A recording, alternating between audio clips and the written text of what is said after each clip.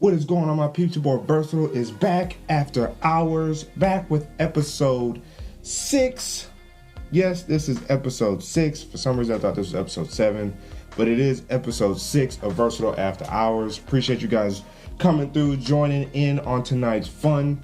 Yes, I wouldn't say too much is going on today, being Friday, or this week rather. It's just been little tidbits here and there.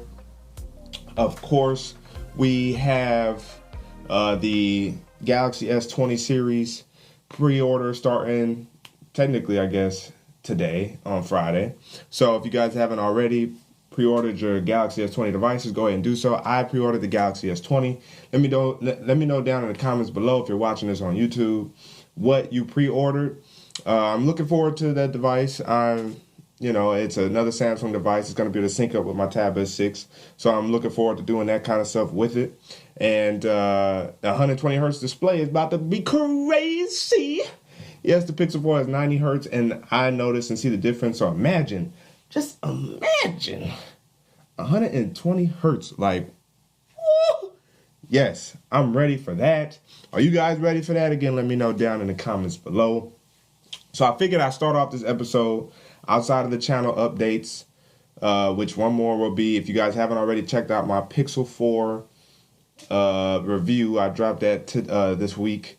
It was more or less a brief review. It centered more around the usability, the size, and the battery, just because I did the Pixel 4 XL review already. And in terms of the experience, it's the exact same. Just for me, I find the Pixel 4 to be better because of the footprint of the phone, and battery life is comparable to the Pixel 4 XL. So if you guys haven't already checked that out. But now let's get into the main subject. As you guys see titled above, Star Wars Clone Wars Season 7, the final season. Episode 1 dropped today on Friday. And yes, not that much really happened in it, I guess you could say. We get to see the 501 crew, or at least what's left of them anyway, kind of head into the Separatist land, and not too much really happened. We got to see or be introduced to the Bad Batch, the 99 Force, which are basically like, the defective clones, but there's certain desirable traits that the Republic finds usable, and so they form the team, and they're like 100% and all this type of stuff, and they are total. They tight. Their formations and whatnot, the way they strategically move around the battlefield and stuff like that, taking out the droids, was pretty cool. The one thing I dig about Clone Wars is they give so much. They build up your respect for the clone troopers and what they're able to do, especially the 501st crew. But then this Bad Batch, amazing. Rex has some worries and concerns because he thinks Echo's still alive, and we find out at the end of the episode that Echo may actually still be alive. It was such a dope episode, a nice little, it was a nice appetizer into what the season's going to be about. I think it's like, I don't know how long it's actually going to be. I think it's somewhere in between like 8 and like 13 episodes, somewhere in there. It's definitely not as long as it used to be, which is fine. It's the final season to wrap up, give us what happened leading up to episode 3. And then I think that's where it caps off, because then Rebels takes over after that. So, a great episode. Rex is still cool, you know what I'm saying? Commander Cody is still around, and we know he probably still will be, because in episode 3, Commander Cody is the one that was one of the first to execute Order 66 on Obi-Wan. So we know he's still going to be alive. But this Bad Batch crew is pretty dope. One of them's name is Jawbreaker, one's Hunter, and he's able to like react to the electromagnetic fields of the Earth, which is dope. Jawbreaker, as I mentioned before, is like their strong arm. And then there's a couple other ones. I didn't catch their names, but it was a great introductory episode into the final season of Star Wars Clone Wars. If you guys watched it, let me know what you guys thought about it down below in the comments. Again, if you're watching the visual podcast. So now that we got that out the way, let's go ahead and look at what else we got going on in terms of like Disney Plus and stuff before I get into the tech. So there's an image floating around with the U.S. agent from the Falcon+Winter Soldier Disney Plus series as a Funko Pop. So that also gives us more kind of little tidbit details into what the U.S. soldier's kind of going to look like, his outfit and whatnot. So that's going to be pretty cool. That lands sometime in like August, so that's not too far away from now. Like, man, Disney Plus is about to really take over the next couple of years, Marvel in particular. Star Wars, we know of a couple shows, but we haven't, it's been scarce in terms of details. She-Hulk will be a lawyer and will take a blood transfusion from Bruce, her cousin, to become She-Hulk. And then it's an open cast for She-Hulk, so anybody could be She-Hulk, because what's going to happen is once she becomes She-Hulk, she stays green. So, you know, that's why it's nice to see that it's an open cast. Anybody or any woman, you could say, can be cast as She-Hulk, which is cool, which is good. Just adds more variety and diversity to the Marvel Universe. I'm looking forward to that show, too, just because we really haven't gotten any She-Hulk-like action. And so to see that and to see Smart Hulk and see how that, if not breaks down, how that kind of transitions into maybe World Breaker Hulk and stuff like that. I don't know if it'll be on Disney Plus or in a movie, but that's going to be dope. We got Red Hulk will appear in the She-Hulk series. You know, Commander Ross, the one in Civil War who really pushed for or basically told the Avengers they had to do the Sokovia rights, right? He is the one who becomes Thunderbolt Ross, and he becomes Red Hulk. And like they have like their own like supervillain squad, kind of like Suicide Squad, just probably better in my opinion. But that likewise is supposedly supposed to be getting a TV show on Disney Plus as well. And so a lot of this is going to start culminating and building up into these movies that we'll get at some point between now and like 2023, 2024. But I think the new Avengers movie will be called The New Avengers. So that's also going to be dope. I mean, it's just so much going on right now. Now, to get kind of scooped right on back to Star Wars, The Mandalorian may stagger their episodes instead of like a Netflix binge style in the UK and abroad. As we did here in the US when it dropped on Disney Plus, we got weekly episodes. Well, because they're already completed here, when Disney Plus drops or when The Mandalorian drops in the UK and everywhere else, instead of dumping all the episodes at once, they're going to go binge style. They're going to go weekly style. Now, my thought on that is, since it was already released here in the US and we got to see so much news just build up and just like a wildfire spread everywhere, the UK and everywhere else pretty much kind of knows some of the things that takes place in The Mandalorian. So to me, you might as well just dump all the episodes in and let them binge it, because now they get to catch up. Instead of making them suffer weekly because they've heard so much of the news cycle around the show, just give them all the episodes up front now, and then with season 2, have them right along with us watching the episodes weekly. That makes a lot more sense than staggering each episode in the UK when it's already been out here in the US. That just kind of makes no sense. Now, gaming news-wise. Boy, gaming news has been slow. Whew. And the coronavirus is sweeping through every bit of news space, including gaming. PlayStation/Sony has pulled out of MWC and PAX East because of the coronavirus. So we won't get to see Last of Us Part 2 at the PAX East. They were supposed to have like a gaming booth and some probably additional details, but now they have to wait until another event, or even possibly Sony's upcoming PlayStation 5 event. And then in terms of like MWC and stuff like that, Sony pulled out, which means we won't get any like physical stuff in terms of like maybe like the Xperia devices and stuff like that. So the coronavirus is really kind of just disrupting stuff this year, and it is saddening to see like it's plaguing that broader territory to where like people just have to pull out of events that may not even be taking place over there. So that's unfortunate news.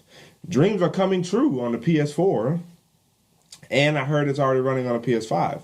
Which, I mean, Dreams would also be on, like, Xbox, I believe, and, Xbox Series X or whatever. But this Dreams games, wow. The Dreams game looks pretty cool, man. Like, I was kind of skeptical in terms of playing it. I'm definitely a believer in the vision that they have for Dreams. Dreams is a game about people being able to go in and make their own games, whether they're official developers, up-and-coming developers, wannabe developers, like you and I can go in there and try to make a game from scratch and that's so cool because there's a library of games, just a vast amount of games that you and I can go in and play that people have either if not finished or working on their work in progress little games that we could play. So it's just like a game full of games. And a lot of people are already saying game of the year. Jeremy, or the Gamer 2323, dropped a video not that long ago just kind of playing some games and how people can emulate real games within the game. So like there's like some Uncharted, Last of Us like games in there. There's some like Resident Evil, like Dying Light-ish like games in the game. There's Sonic games within the game or whatever. Like it's such an interesting piece of art because people can create art within that art, and that's probably the most beautiful part of that of this game. And so like I might try and get it because it does seem exciting. It does seem like, oh, let's go in here and play some games, and maybe I'll drop some content on this channel in regards to that. That'd be kind of cool to play some of these games and just kind of admire people's vision and what people are at least willing to put themselves out there for to do. And Dreams is like just a perfect canvas for people to do so. So Dreams is out, and so far it's been praised. Media Molecules been working on this for like years, like a long time. So it's nice to see that this was able to manifest itself into some hardware and people can enjoy it. So Dreams, if you guys don't know about it, that's like the best synopsis I could do for it. Go check it out if you're into playing video games, into stuff like that. Still no news on the PS5 pricing. In terms of how much it's costing people, I think I covered this last week, but it's costing Sony like upwards of $450 to manufacture a PS5. So that means that they're going to have to price this relatively high. And as I said a few episodes ago, it's reasonable and it's realistic for the PS5/Xbox Series X to cost in the realm of $500. The PS4 cost Sony $381 to make, and they sold it at $400. So, not to say they took a loss, they just didn't take much of a profit on the PS4 at all, and made a lot of that money up in publishing and game development and their subscriptions to PlayStation Plus and PlayStation Now and software downloads and stuff like that. That's where they're going to see a bulk of that money come back, their return, you could say. So with the PS5, that's why they're on a waiting game in terms of where Microsoft's mind is in terms of what they want to price the Xbox Series X.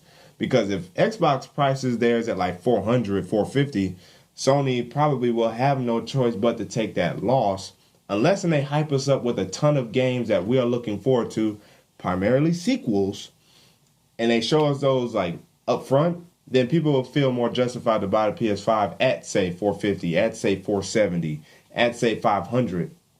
My hot take, and I'll probably do this again next week's episode in terms of like the main subject I'll talk about, but I think Sony might release 2 PS5s, and each of them will have different storage sizes. So like the 450 or 470, the cheaper one, right, the standard one will probably have like 1 terabyte, and then I think they'll give us like a 3 or 4 terabyte PS5 option for like $50 to $70 more.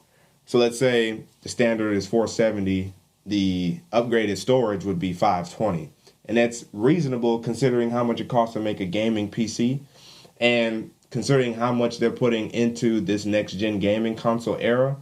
It's substantially going to be better just in terms of overall speed, storage, accessibility, all that kind of stuff over last gen, such as the PS4 and Xbox One and stuff like that. So we have to be, as consumers, understanding as to the type of tech and specs that they're putting into next gen that's going to raise the cost.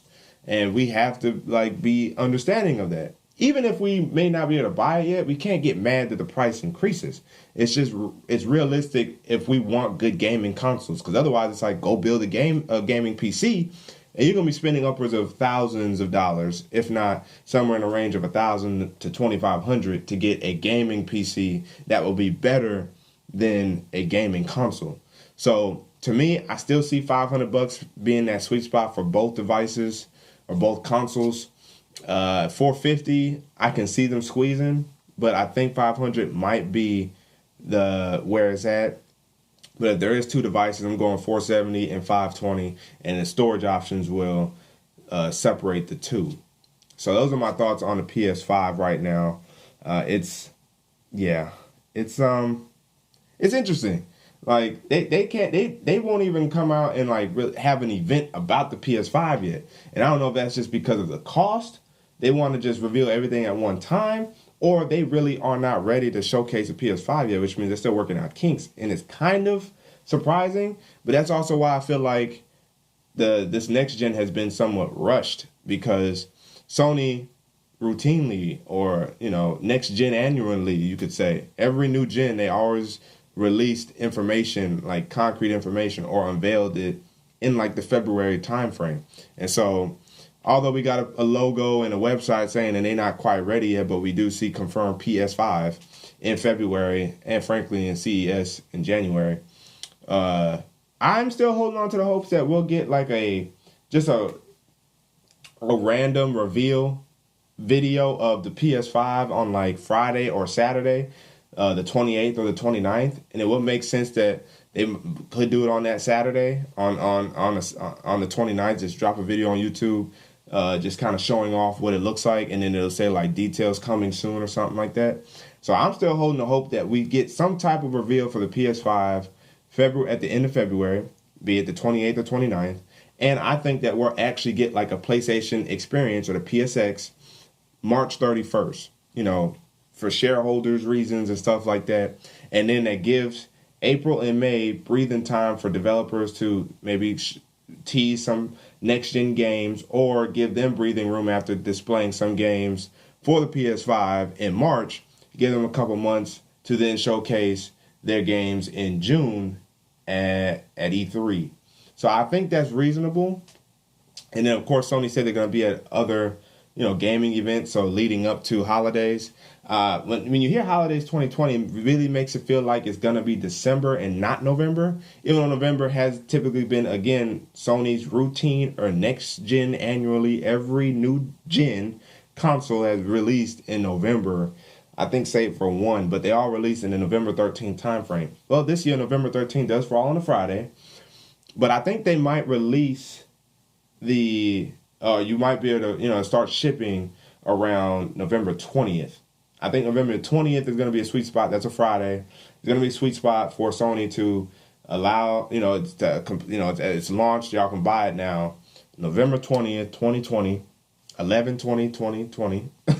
And that makes sense because it's a week or so before Thanksgiving, which means you got the paycheck on the 20th and the paycheck after that, if you're trying to save money to buy the system. And then holidays in terms of people maybe trying to buy it for like the Christmas time, gifting and stuff like that. It gives them basically a whole month to save up money to buy it for Christmas, for those who celebrate Christmas. So that makes sense. November 20th. November 13th also makes sense just because it just gives you that much more time, and it's a date they've used before. But I think November 20th feels realistic. I previously thought December 4th because of holiday time, but it doesn't give a lot of people that much time to save up their pennies to buy the system. So I think I'm going to stick with November 20th, 2020. PlayStation 5 will be available to buy, and I'm sticking to it. We'll see what happens at the end of February. We'll see what happens in March. We'll see what happens in November in terms of all the PS5 details. Now, let's see here. Oh, that's what I'm partaking in. PlayStation has a PlayStation Celebration going on, starting technically Monday. You could register up until, I think, Monday. So I dropped a link in the description. But basically, it's a community event where everybody, who registers has to play a total of so many games and achieve so many trophies before moving on to the next stage. There's a total of 3 stages. So once you get to the third stage, and then there's prizes at each stage. So once you pass stage 1, whoever's all participating, I assume, gets rewards, and then whoever passes stage 2 gets awards, and whoever passes stage 3 gets awards. Well, on March 17th at 2 p.m. Eastern or 11 a.m. Pacific time, Sony's going to have on their website 2 questions to be answered, and the first 2 to answer the questions wins prizes as well. So it's a lot of trophies you got to get. There's a lot of games you got to play. But thankfully, I bought a few games, one in particular where I should be able to play for a good amount of time. You have to play the game for at least an hour to be credited for the game. So I got Mega Man X Collection 1 and 2, which should give me some trophies and some playing time. And then I got a game called God Eater that I'm looking forward to play. I got the first one, Resurrection, and I got Rage Burst. GameStop. GameStop was having a buy two, get one free. Then I got God of War, and I don't plan on playing God of War yet because I got so many other games I want to play first. So that way I can just pour time into Kratos and Atreus. So I'm hoping that between now and March 15th, rather, that's when the date ends for this gaming session, I can get 2 to 3 games in at least. I'm hoping I can contribute that much. We'll see. We will definitely see. But if you guys are interested in that, link will be down in the description below. So now, in terms of tech news, I already highlighted Pixel 4. Videos up. I love this phone. You see the later case on here. Videos dropping soon. Next week, rather. I already recorded it for you guys. I got a Funko Pop video coming up. Got challenged by Box Attack to share my top 3 picks out of my Funko collection. So that video is dropping next week as well. And then, as I said in the intro, the Galaxy S20 is up for pre-orders. I'm looking forward to people getting it. Seems like all the big techies got the Samsung Galaxy S20 Ultra. Now me, even if I was like a big techie like that, I don't want that big old behemoth of a phone. Like that's a true phablet because it's 6.9 inches. It's entirely too much. Just entirely too much. Like, why do we need that big of a phone? And I've heard from several reviews I watched, or not reviews, but impressions and unboxings. The phone is heavy, it's hefty, and the footprint of that phone is ridiculous. So I don't need that big thing. Nope. I was considering getting the S20 Plus, but then I figured $200 for arguably 5G, that's not even, it's an afterthought right now. Slightly bigger display that I don't really want. And a sizable, I guess, battery bump. It doesn't justify $200, so I can stick with the $1,000 S20. Still has 4,000 milliamps in terms of battery. Still gets some good cameras, right? And it's 6.2 inches, which is smaller than the Pixel 4 XL. Slightly bigger than this. Oh, well, a half an inch bigger than this. So, I will have to deal with that. But I'm looking forward to the fact that it's, again, a flatter display, not as curved. And looking forward to what Samsung's cooked up in the kitchen this time. It's just that Ultra is unnecessary, man. It's unnecessary. Why do we need that big of a phone? Now, supposedly people think there's a Note 20 render out there of or a patent in terms of some super waterfall curved display. And as we've seen with the Android 11 developer preview, which I'm not going to get into this episode, it seems like Google's been fine-tuning some kit or whatever for developers to take advantage of if they indeed have a waterfall display, so you can have better usage with that type of display. I don't think it's the Note 20 still. I think it's probably an A device because Samsung has been really ramping up their A devices. They're like mid-range / sub flagship level devices, smartphones. So it could be that. It could be a whole nother phone. I don't think it's a Note 20. But again, as I said in my previous hypothesis, right, or prediction, if Samsung does release one Note this year or within the next 2 years, it's one more, and it's to display or showcase all the tech that they had in the S20 Ultra in the Note 20, and then they're gonna call it a day. But that's if they do one more. So I'm still holding on to the fact that Samsung may be done with the Note, or that Samsung is done with the Note series, and it had its good run for sure, but tech has just caught up to the Note. It's caught up to the Note. Everyone has taken note, pun intended. You know what I'm saying? So now, the Google Pixel Buds showed up for pre-order on B&H, and there's only one color right now. It's the clearly white color. It was on B&H. They're running at $180, $179, $99 or whatever. I do want to try those just because they're similar shape to the Galaxy Buds and Galaxy Buds Plus, of which I'm a super fan of. I love the Galaxy Buds series. And Google, talked about those at their Pixel event for the Pixel 4 last year. And, oh, matter of fact, yeah, that's right. Yep, they did. So it's going to be interesting to see what the Google Pixel Buds are going to be like. They seem like they're going to be pretty good. I would like to get my hands on them, Can I join Team Pixel, please? And the first tidbits of the Pixel 5 shows a possible camera module. If you guys follow First Page Tech, John Prosser, he's the one that covered that.